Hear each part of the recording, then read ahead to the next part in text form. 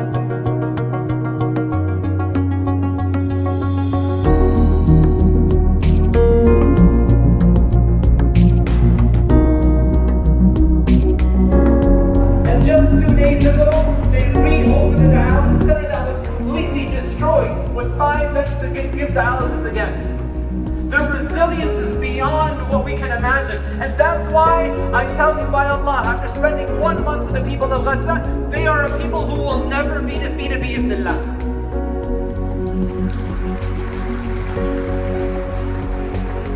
They will never be defeated bi-idhnillah.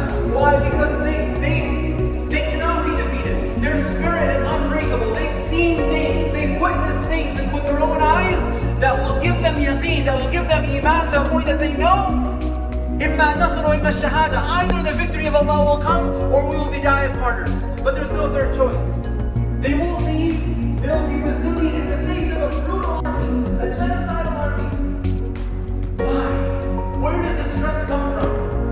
In Nuh alayhi salam, the Prophet said in a hadith in Bukhari called Adab al-Mufrad, Nuh alayhi salam's final wasiyah, his final advice, he says, Inna Nabiy Allah Nuhan sallallahu alayhi wa sallam lama hadratul wafa, when death reached him, he spoke to his children and he said, Inni qassun alayka al-wasiyya, I'm going to tell you my final admonition and advice. Amuruka bi-ithnatayn wa anhaakum an ithnatayn. I command you to 2 things and I forbid you from 2 things. This is Nuh alayhi salam, 950 years of da'wah, losing his son in front of his own eyes, but continuing the mission. Where does he get that strength from? Where does the Nabi of Allah Muhammad get that strength from? He loses almost all of it except for Fatima. All of his children die in his lifetime. Where does he get that strength from? Nuh alayhi salam tells his son, Amuruka bi la ilaha illallah. I command you with la ilaha illallah. You hold on to that till the moment you die. You never let that go. And he says that فإن السماوات السبع والأراضين السبع لو وضعنا في كفة ووضعت لا إله إلا الله في كفة لرجحت بهن. He says that if La ilaha illallah were to be placed on one scale and all of the 7 heavens and the 7 earths were to be placed on another scale, the scale of La ilaha illallah would outweigh the scale of all the heavens and the earth. This is the power that the people of Gaza have. They have La ilaha illallah, and when you have Allah with you, none can defeat you. And then he says that if La ilaha illallah, he says if the 7 heavens and the 7 earths were to be put in a ring and La ilaha illallah were to be brought in front of it, La ilaha illallah can cut through it. And he says, and the second thing I command you with is Subhanallah wa bihamdi, فإنها صلاة كل شيء وبها يرزق كل شيء. He said, and I command you with dhikr, to make dhikr of Allah. Subhanallah wa bihamdi, and praise Allah and declare His perfection. And subhanAllah, you find the people of Gaza, they make dhikr over and over again. This masbahah right here, this masbahah I'm holding in my hand, belonged to a man in Gaza, and he gave it to me as a gift. But his story is remarkable. He was in his home, and it was struck by a missile, and he was buried under the rubble. And so in the emergency room, you find displaced people, you find people living there, you find family of injured, and you find the injured. You find ER patients, you also find patients waiting to go to surgery. So his family comes and finds me and says, can you come check on our uncle? And so I go see him, and he's a man sitting up in his bed with this masbah in his hand, and he's praising Allah and saying La ilaha illallah, and saying Hasbunallah, and saying Alhamdulillah, praise Allah, declare the perfection of Allah. There is no God but Allah. And he's doing this, and his face is wrapped in bandages from his lip over to his head. I cannot see his face. All I see of his face is half of his lower lip is ripped open and below the bandages, and the tissue is dying. That's all I can see. And he's sitting up in his bed making dhikr. And so I asked him what happened. And he said he was in his home, and it was struck by a missile, and he was buried under the rubble for 8 days. On day 4, the Israeli soldiers came into his home, and they looked for anyone alive, and they killed them. And he said when they entered the home, he said, I made a dua to Allah. He said, oh Allah, like you saved Yusuf alayhi salam from the bottom of the well, and like you saved Yunus alayhi salam from the belly of the whale, and like you saved Ibrahim alayhi salam from this massive fire, oh Allah, please save me. And so the soldiers either thought he was dead or they didn't see him, and they left and he was alive. And why would they think he's dead? Because when his bandages were removed, you can't recognize his face. His face was completely ripped open. You couldn't see his eyes, you couldn't see his nose, you couldn't see his mouth. Everything was ripped open, and the tissue, 8 days, you can imagine. The tissue was dying and decaying and becoming necrotic. And on the 8th day, his family found him and they brought him to our hospital.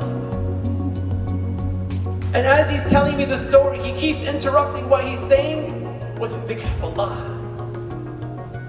And I'm just bewildered. I'm befuddled. I don't understand. Like, where does this iman come from? And so anyways, I told them, I said some words of encouragement, and I told him whatever I said, and then I walked away. And then as I walked away, I said, I have to go back and ask him what was going through his mind. How do you survive for 8 days under the rubble? And so I go back and I tell him, what was going through your mind? 8 days under the rubble, what's going through your mind? And he said the hadith that I couldn't stop thinking about for 8 days is a hadith Qudsi, where Allah subhanahu wa ta'ala, he says, لا أجمع على عبدي خوفين ولا أجمع له أمنين. I will not cause my slave to either have 2 senses of fear or 2 senses of security.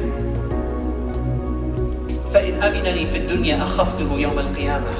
So if he feels secure from me in this world, I will cause him fear on the day of judgment.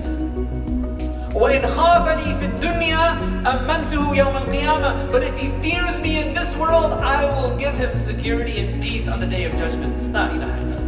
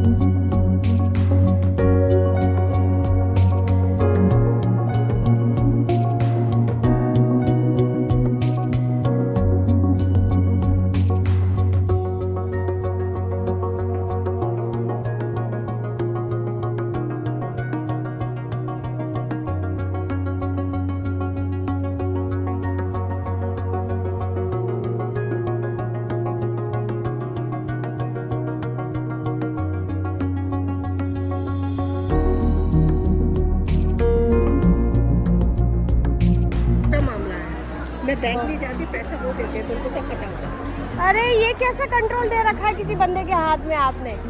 अरे बहुत सारे चीजें हैं। Charge लीजिए, charge. Charge समझो, सुनो ना, तो किसी इंसान को नहीं समझ में आता कि वो इंचार्ज यही बहुत बड़ी भी ये भी गलत फहमी अच्छी है। असली आप कार ड्राइव कर रहे हो, बहुत अच्छी है। आप धोखा दे रही हो उन्हें। एक मासूम आदमी को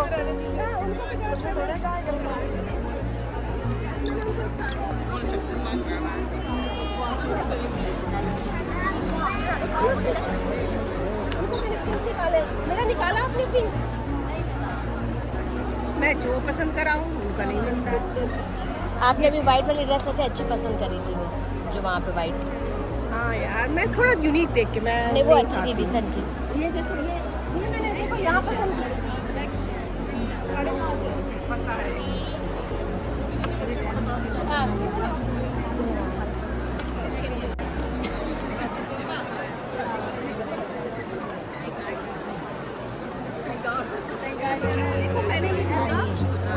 पर इसमें मैं इतना ये नहीं मिला मैंने कही कि लेकिन प्यारा है ये ब्यूटीफुल ड्रेस तुम्हारी तो टाइट होगा राइट नहीं थोड़ा बड़ा है बड़ा कैसे है यार ये अंदर ही है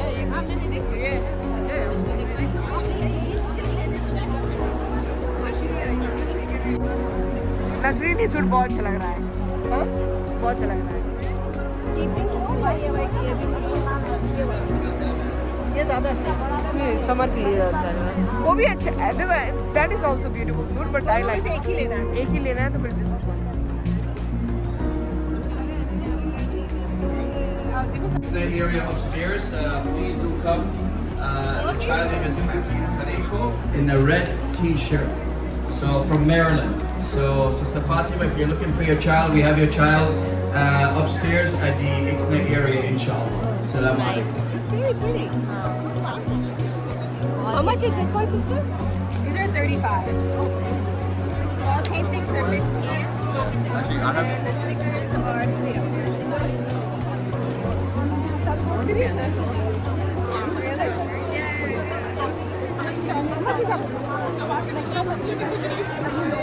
Yeah, I'm in Maryland. I live about 30 minutes from here. Like Anne Arundel County, like Wilmington. Yeah.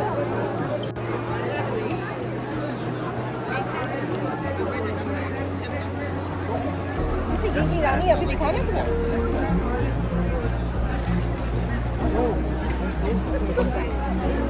ये तो अभी मैंने देखा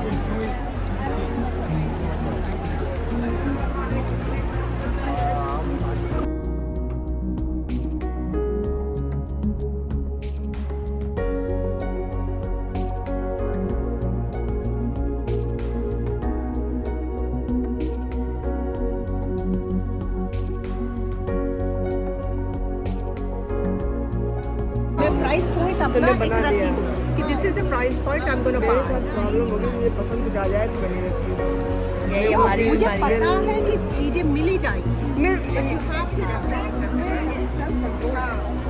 अच्छा उस पर दुपट्टा पे ये कलर है मेरे घर में लड़कियों सी वी डोंट गेट इंडिया में कभी बाजार चले जाओ इस तरह की यहाँ तो बट इट्स लाइक यार जिंदगी में जिसके साथ जो हो रहा है ये अच्छा है नाइस बहुत अच्छा है माशाल्लाह सभी कुछ माशाल्लाह बहुत अच्छा है ऑफ वाइट भी अच्छा लगता है जब तक ये जेब अलाउ करे सभी कुछ बहुत अच्छा है ये देखना यार लगा के देखे हाय वो तो 60 65 70 की दे रही है और ऐसे इसकी आस्तीन है बड़ी फैंसी है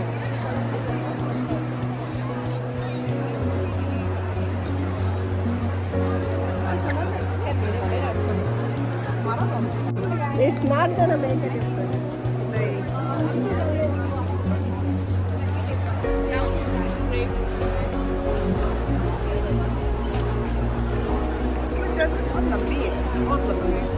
क्या लाइनिंग ड्रेसेस अरे सबा के उसमें गई थी मैं वहाँ तो वो कहती है आपको ड्यूटी पे आएंगी ये कह रही है ना कि हम वो कुछ लंबा हमने कहा उनकी क्या गलती है जब हम छोटे हैं तो आपने बहुत सही जवाब दिया मैं ये मेरे मुंह पे थी ये बात उनकी क्या गलती जब हम छोटे हैं मैंने कहा अपनी ऐसे क्यों शिकायत कर रही है देखो ना उनकी क्या गलती है आज वो एक्चुअली मुझे किसी ने बताया कि मुल्तान के जो दुपट्टे होते हैं नमाज पढ़ने वाले बहुत अच्छे हैं दैट दुपट्टा ये वाला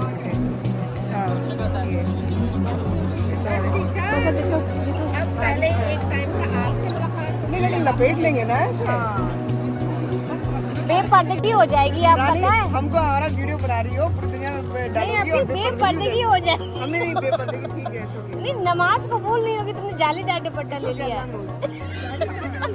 जाली है लपेट लेंगे ना डबल कर लेंगे तो फिर कवर हो जाएगा नहीं अब तो फेल हो गया दुपट्टा तुम्हारा दुकान में वापस करो इसी बात चलो आपको चल रही है पता है जल्दी करो जल्दी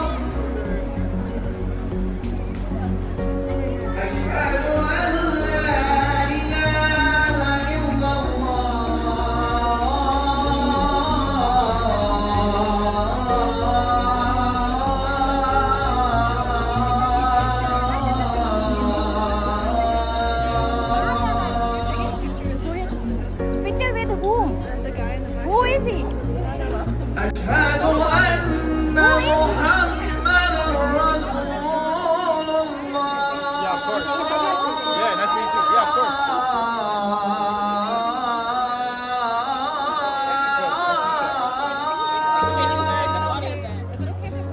Yeah, don't worry about it. Can you take a picture with you? Yeah, let me. أشهد أن What's up, man? How you doing, man? محمد رسول الله.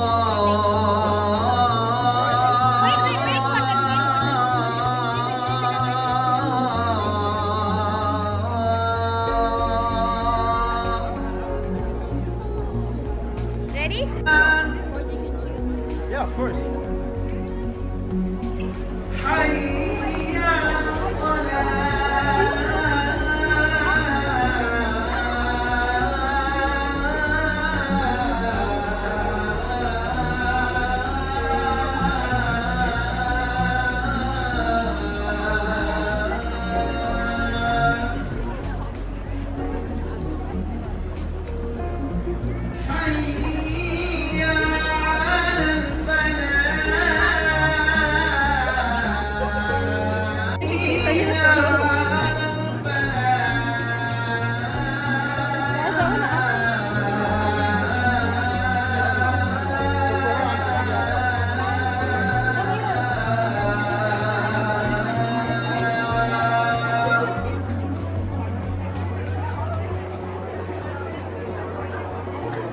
الله أكبر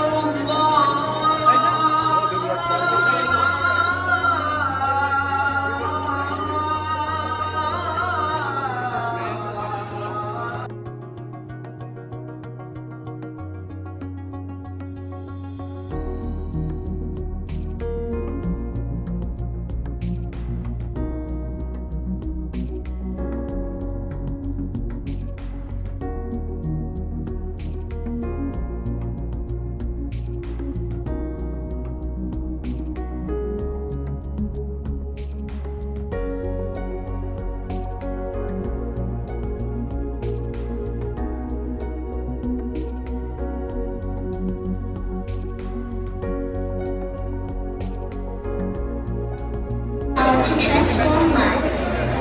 Thank you. As you can see, people are still remaining there in the aftermath of what's believed to be an Israeli airstrike on a hospital. Now I'm here. We call on you, Mr. President, to put an end to this violence. You have the ability and power to prevent a mass crime and genocide from happening. They're standing right here. I covered this one.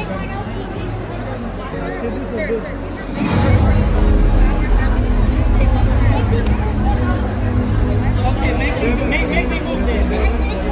Ladies, I got you. This is not the way. Make me move. Get accurate information for myself about his religion, so I gotta come on. And it helped me get the answers I was looking for. We have a trusted organization, ICNA, and we have a trusted effort on Islam, and we're asking you, inshallah, to support this great effort, inshallah, efforts that really transform the streets of our country, inshallah, and touch the world through da'wah in both action and in word.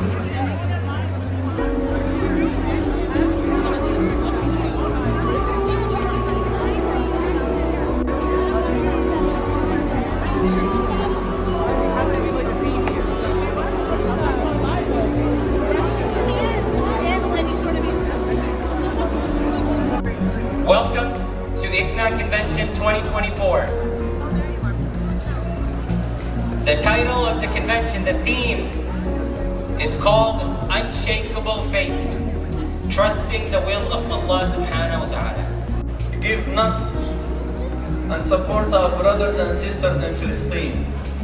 May Allah Subhanahu wa Ta'ala make it easy for them, and may Allah open the gates of Rahmah upon all of them.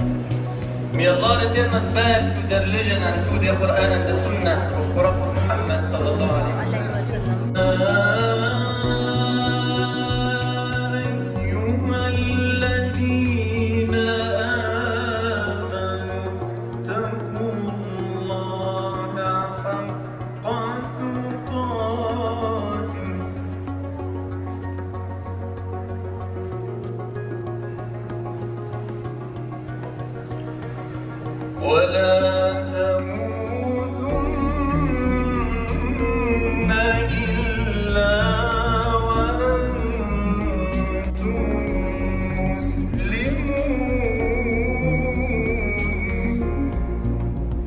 واعتصموا بحبل الله جميعا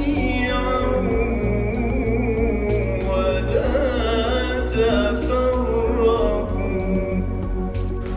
واعتصموا بحبل الله جميعا ولا تفرقوا.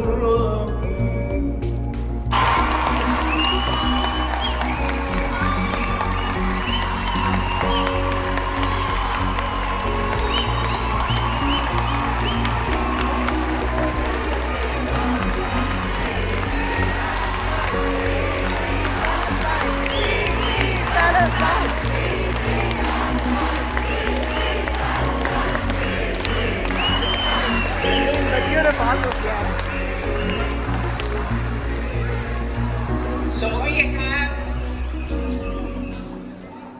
Anam, Sarah, Reham, Mariam and Summer. Reham is from NYU. Reham and Mariam.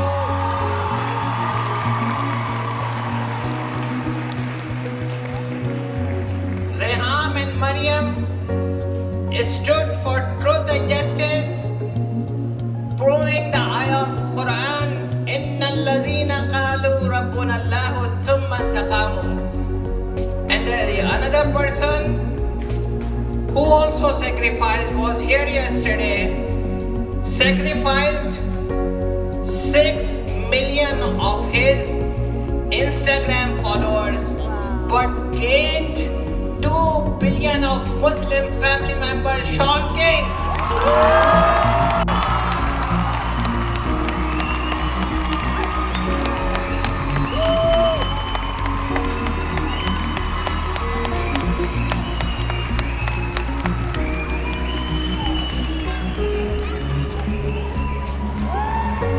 So my brothers and sisters, I know it's very exciting moment. So please just be careful. When you stand up, try to sit down as soon as you could so that people behind can you inshallah watch. Before I move any further, your organization ICNA represents minds, thoughts and demands of American Muslims. That's why we do all this. I'm going to ask each one of them to come and briefly share their experience.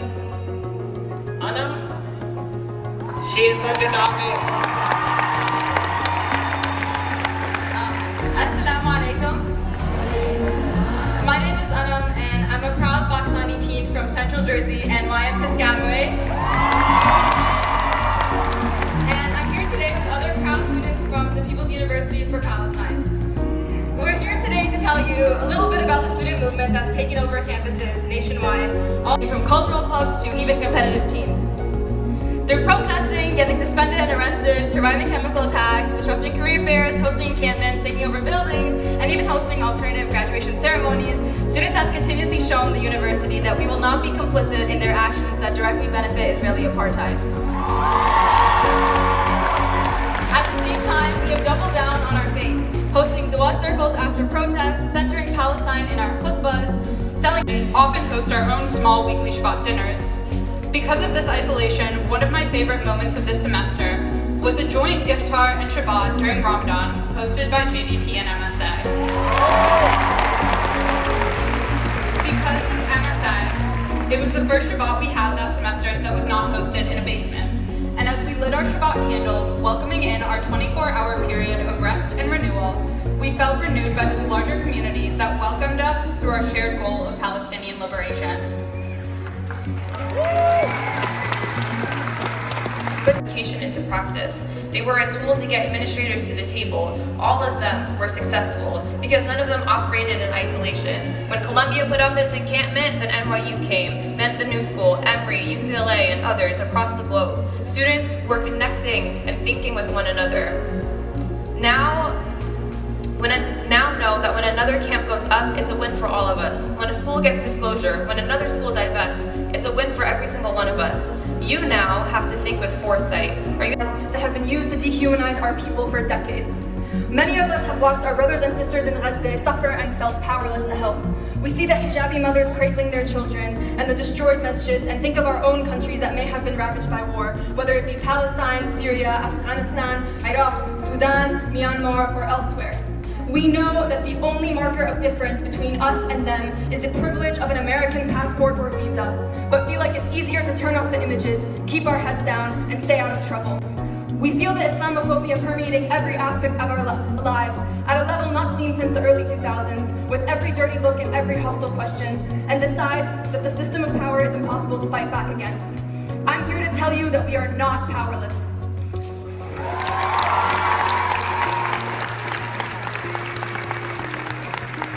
I was arrested at the first Columbia encampment that sparked an international movement.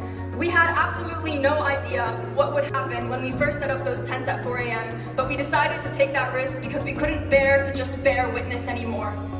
When I was carried out by the police, When I was carried out by the police 36 hours later, the video of that moment went viral because I was smiling. I was smiling because I had a gut feeling that something had permanently shifted. I saw the over 1,000 people gathered on campus, enraged, and knew that this was only the beginning. Then, when I got out of jail 8 hours later, the first thing people told me was, "Did you know they set up another encampment?" It was maktub, it was Allah subhanahu wa ta'ala's plan.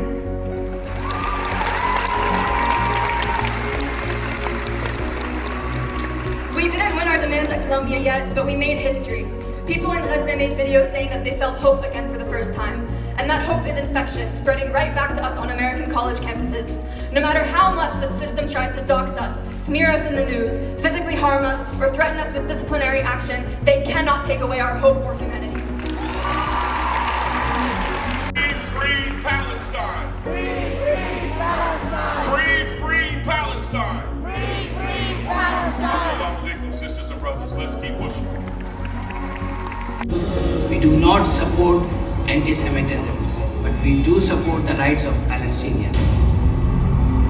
The Islamic Circle of North America, ICNA, stands out as a beacon of hope, empowering Muslims to embrace unshakable faith and trust in the divine plan of Allah. From ICNA Sisters to National Dawah, Why Islam to Gain Peace, Tarbiyah to ICNA Relief, Young Muslims to Islamic Learning Foundation. Under President of Yaqeen, he is a professor of Islamic Studies, and he's also a resident scholar at Valley Ranch Islamic Center. Hailing from Dallas, not Detroit. Hailing from Dallas, standing at 6'5". Please welcome Sheikh Imam Omar Suleiman.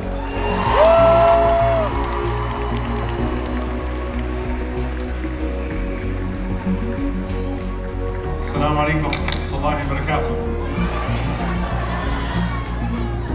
أعوذ بالله السميع العليم من الشيطان الرجيم. بسم الله الرحمن الرحيم. الحمد لله رب العالمين ولا عدوان إلا على الظالمين والعاقبة للمتقين. اللهم صل وسلم وبارك على عبدك ورسولك محمد صلى الله عليه وسلم وعلى آله وصحبه وسلم تسليما كثيرا. I want you to begin tonight by visualizing yourself in a place that is extremely unfamiliar to us. I want you to imagine if you were the person that the Prophet ﷺ chose to go out on the hijrah with him. Imagine being out in the middle of the desert, and not only do you fear for your own life, but you fear for the most consequential life that has ever been sent for humanity right next to you. At every moment you're in the desert, you hear a sound. You might see some dirt start to kick up. Imagine trying to go to sleep between Mecca and Medina, knowing that you have a murderous group of people that are after you, and there's a price tag on your head, a bounty on your head. Anthony Blinken's hearing the other day. I don't know if you all know this, but this administration does not like nicknames. And so what do you call Joe Biden? Genocide Joe. What do you call Joe Biden? Genocide Joe. What do you call Joe Biden? Genocide Joe. It's good. He doesn't like that. Staff doesn't like it. It's humiliating, it's embarrassing. And only Allah knows what he's gonna see in his sleep tonight and talk about tomorrow. But his failure to see the tens of thousands of Palestinians massacred by his constant sign-off requires that we challenge him, that we shame him, because this is perhaps of the most shameful episodes of American history.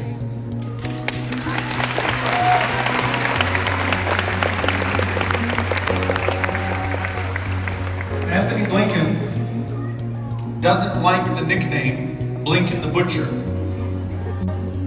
Came out in one of the leaks of the State Department. Some of you saw this brother, Muhammad Habba. Come on up here.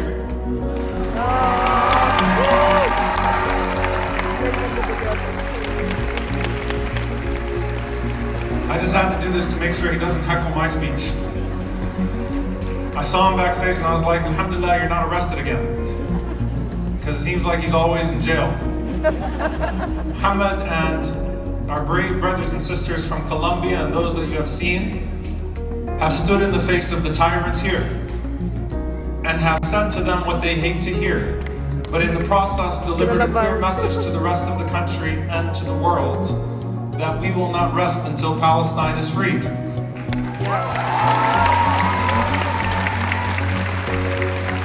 You know what's amazing about what, and by the way, I have to say that this is the incredible work, mashallah, of AMP, American Muslims for Palestine, the Irvine 11, mashallah, who I shouted out earlier today, who set a precedent for student activists as well. All of the work that AMP is doing, all of the work that our brothers and sisters are doing that are challenging this government, this administration at every turn. Somehow, he managed to speak longer while getting arrested than I did in the last like 30 minutes. Really impressive, mashallah. But this isn't a joke. This isn't a joke. We do this because we feel like we have to. And we fear the consequences of our inaction. And we fear meeting our Creator with that level of neglect for His creation. If the people of Gaza are special, advocacy for them is special. And to all of the Zionists that will be reporting on this event, I want you to know from this crowd that this community will not turn its back on a single Muslim figure that is targeted by this state, and will not turn its back on a single institution or organization that is targeted by the United States government, whether it's a Democratic administration or a Republican administration. We are all ICNA, we are all MAS, we are all CARE, we are all AMP. We will not allow them to isolate us and to pit us against each other and to smear or stain or surveil one of us without the entire community saying, back off. Here's what I'm going to have Muhammad do, because I know that they're here. It's always nice. You know, the Islamophobic outlets report more on the ICNA Convention than it seems like Muslim media does as a whole. So I know that y'all are here. I want Muhammad to lead some chants for Palestine here. And I want this to be the loudest, we got walls here. We got all these thousands of people contained. I want you, say what you wanted to really say to Anthony, the Butcher Blinken. Jazakallah, Sheikhna. Assalamu alaikum wa rahmatullahi wa barakatuh. I want to say it's a pleasure to be with you all today. Alhamdulillah. Earlier this week, we didn't think this was possible. Let's make sure that we're nice and loud in here, so they hear us outside and they hear us in all these cameras, inshallah. Free, free Palestine! Free, free Palestine! Free, free Palestine! Free, free Palestine! Free, free Gaza! Free, free Gaza! Free, free Gaza! Free, free Gaza! From the river to the sea! From the river to the sea! Palestine will be free! Palestine will be free!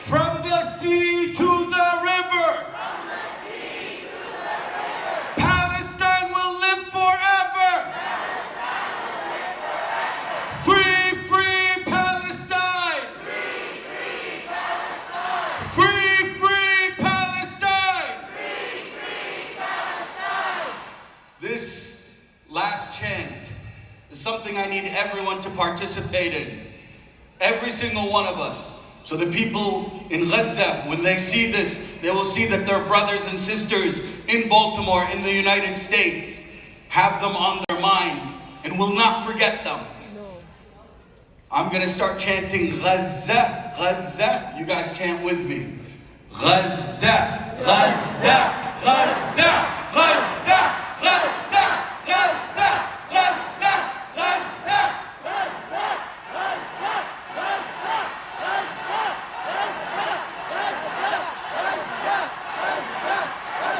Takbir! Takbir! Brothers and sisters, they can arrest as many people as they want. They could jail as many people as they want. One night in jail is nothing compared to what they are doing to the people in Rafah, what they are doing to the people of Gaza. They can do what they want, but Anthony Blinken will be remembered as the butcher of Gaza, and Genocide Dome will go down for what he did in Gaza. Jazakumullah.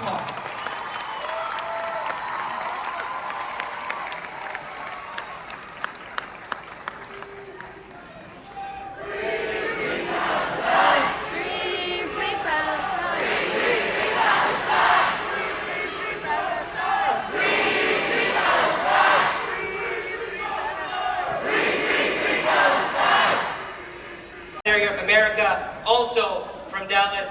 Please welcome Dr. Yasir Qadhi.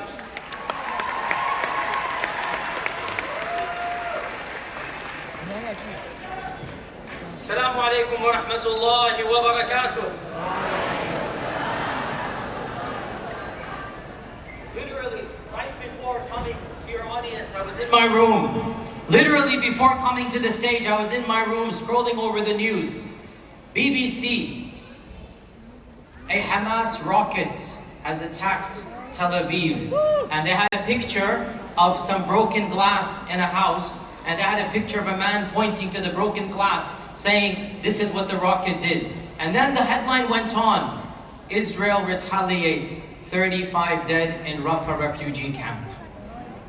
The picture was of broken glass. The picture was of a house that had been rattled. And in the fine print, 35 dead in the refugee camp of Rafah. No pictures of the dead babies over there. No pictures of the people of Gaza. No pictures of the reality of what is taking place.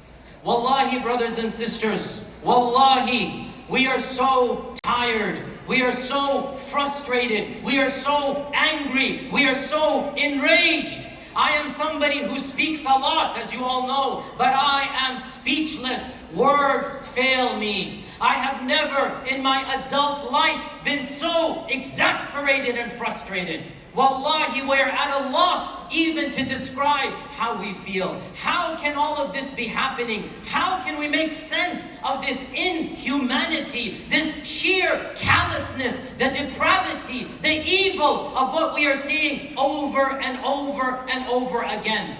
The cruelty does not have enough synonyms to describe what we are seeing. Wallahi, brothers and sisters, the fact of the matter is that it's not just the Palestinians and the Arabs and the Muslims that our politicians don't care about. It's their own American Muslim citizens. They couldn't care less about us. They couldn't care less about a significant percentage of their own country. You know what really, really astounds me? And I've lived through so many crises. I was an adult already when 9/11 happened. I was in my 20s. Even after the horrific events of 9/11, President Bush visited a mosque. And at least in a token gesture, no matter how angry we are at him, at least a token gesture, he said, we care about the American Muslims. The American Muslims are not our enemy. It was a token gesture, but at least it showed something about real politics. You bring your people together. You show some leadership. For some bizarre reason, when it comes to Gaza and when it comes to Israel, it's as if our government doesn't make any sense whatsoever. What exactly are they gaining by this policy? What exactly are they gaining? Which side of the world are they on? Who are they really supporting? Their own interests interests or the interests of another country. Our politicians are well aware that they're going to lose elections, and they're still catering and pandering to the foreign government outside. How does one explain this? I don't know. I honestly don't know. How does one explain the sheer insanity? It is absolutely irrational, illogical what we see. And the fact of the matter, O Muslims, is that we as American Muslims, not only do we have every right to be angry, not only do we have every right to feel the way that we do, but the media, the government, politicians have gone on the offensive. Look at what's happening in every single talk show. Do you condemn October 7th? Do you condemn that political organization? Do you condemn? Do you condemn? O Muslims, it is high time that we claim the narrative and we shift the conversation. Don't be intimidated by such tactics. Don't fall prey to these types of tactics. Be brave, learn your facts, and push back. You want me to condemn? Yes, wallahi, I will condemn. I will begin by condemning the debacle of the Balfour Declaration where all of this began. The Balfour Declaration and the Sykes-Picot Agreement. Let's begin by condemning World War I. Let's begin by condemning great